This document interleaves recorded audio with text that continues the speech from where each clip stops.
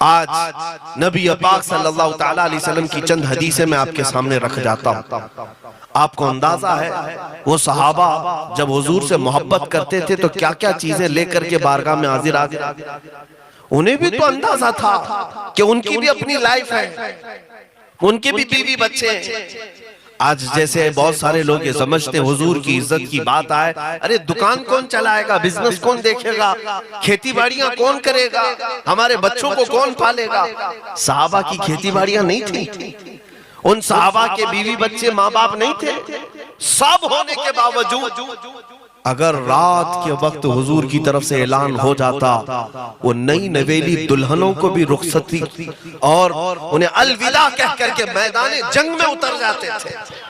آپ کو پتا ہے مدینے میں شادی ہوئی آج کی رات, نیا دولہا ہے اپنی دلہن کو لے کر آیا ہے سیدی حنظلہ رضی اللہ تعالی. آدھی رات گزرنے کے بعد کانوں میں آواز پڑی کہ رسول پاک صلی اللہ تعالی علیہ وسلم کے دشمنوں نے حملہ کیا ہے, چلو اے مسلمانوں حضور نکل چکے ہیں. یہ سیدی حنظلہ جس کا آج نکاح ہوا سہاگ رات ہے, بستر سے اٹھ کر کے بیٹھ گئے اور کہا اے میری شریک حیات مجھے اجازت دے, میں جاتا ہوں. اگر تو چاہے تو طلاق لے لے تاکہ عدت گزرنے کے بعد تو دوسرے سے نکاح کر سکتی ہے, یا پھر اللہ کی مرضی پر قائم. کیا وہ مدینے کی عورتیں ایسی تھی کہ پیر پکڑ کے رونے لگ جائیں, ارے میرے سرتاج کہاں جا رہے ہو, ابھی تو شادی ہوئی, مجھے کہاں ابھاگن بنائے جا رہے ہو, مجھے ابھاگن کو سہاگن کو ابھاگن بنائے جا رہے ہو.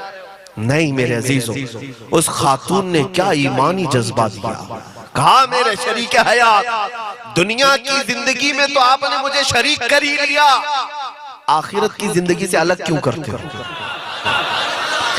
جاؤ آپ کسی ایسے ویسے کے لیے نہیں جا رہے, اللہ کے رسول کے لیے جا رہے ہیں.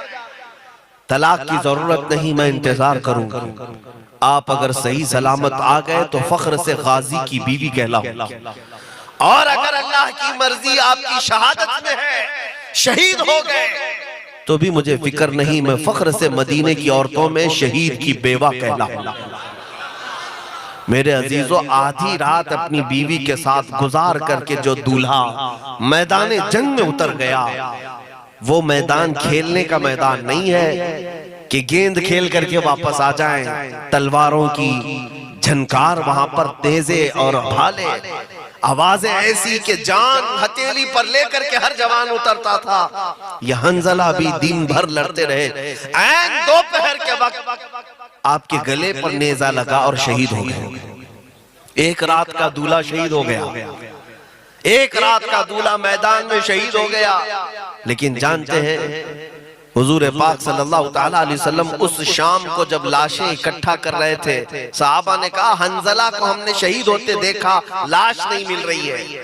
حضور پاک صلی اللہ تعالیٰ علیہ وسلم نے آسمان کی طرف نظر اٹھائی اور پھر فرمایا فلاں جگہ پر دیکھو حنظلہ کی لاش ہوگی.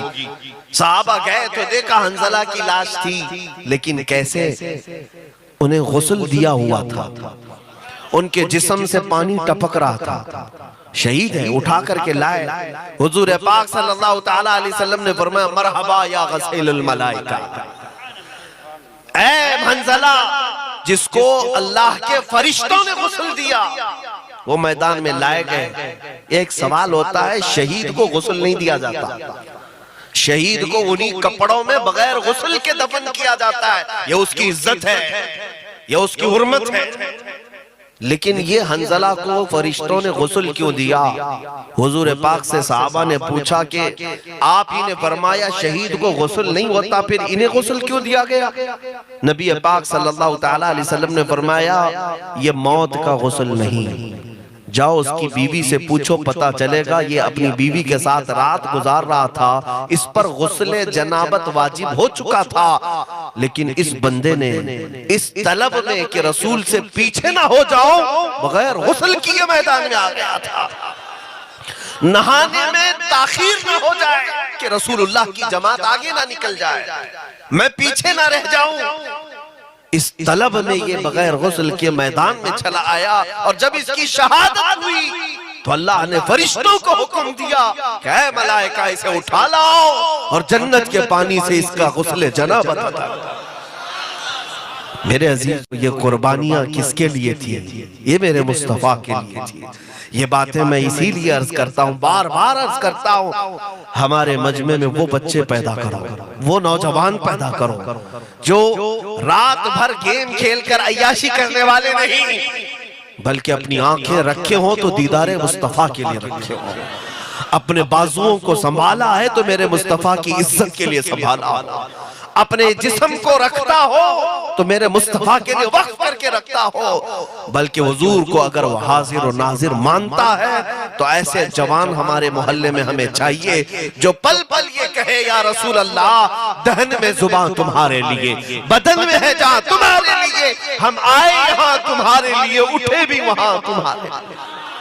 جس دن تمہارے اندر یہ جذبہ آ جائے کہ میرا سب کچھ رسول کا ہے، میں زندگی میں یہاں جو آیا ہوں یہ امانت ہے رسول کی، میری اپنی لائف نہیں ہے، میری اپنی زندگی نہیں ہے، مزے کرنے کا مجھے اختیار نہیں ہے، جو خواہش آ جائے وہ میں نہیں کر سکتا، بلکہ صرف میں وہی کر سکتا ہوں جو میرا رسول چاہے گا۔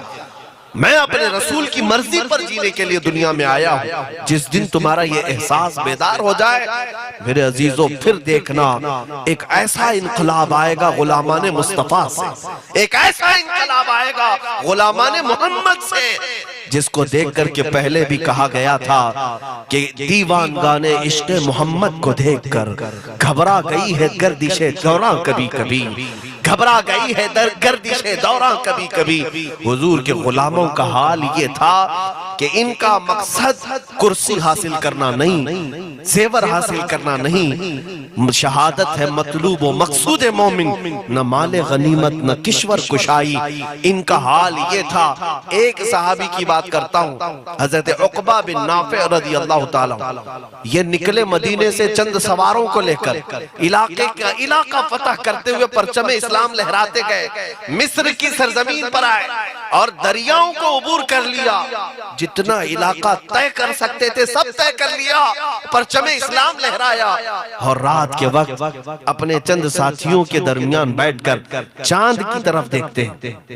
توجہ چاہتا ہوں، سائنس کا زمانہ نہیں ہے، ایروپلین کا زمانہ نہیں ہے، یہ حضور کے زمانے کی بات کر رہا ہوں۔ عقبہ بن نافع کہتے ہیں اپنے گھوڑے کو لے کر رات کے وقت چاند کو دیکھتے ہوئے کہتے ہیں اے کاش میرا گھوڑا چھلانگ لگا کر چاند تک بھی جاتا تو میں میرے محمد کا پرچم وہاں پر بھی لہراتا، صلی اللہ علیہ وسلم۔ یہ جذبہ تھا ان جوانوں کا، وہ نکلے تھے تو رسول پاک صلی اللہ علیہ وسلم کا علم لے کر کے ہے۔ میرے مسلمان عزیز دوستو بھائیو، میرے عزیز بچوں، وہ پرچم کہاں چلا گیا تمہارے ہاتھوں سے؟ آج گلی ڈنڈے آ گئے، بیٹ بال آ گئے، ہاکی آ گئی، ان نوجوانوں کے ہاتھ میں وہی پرچم اسلام ہو۔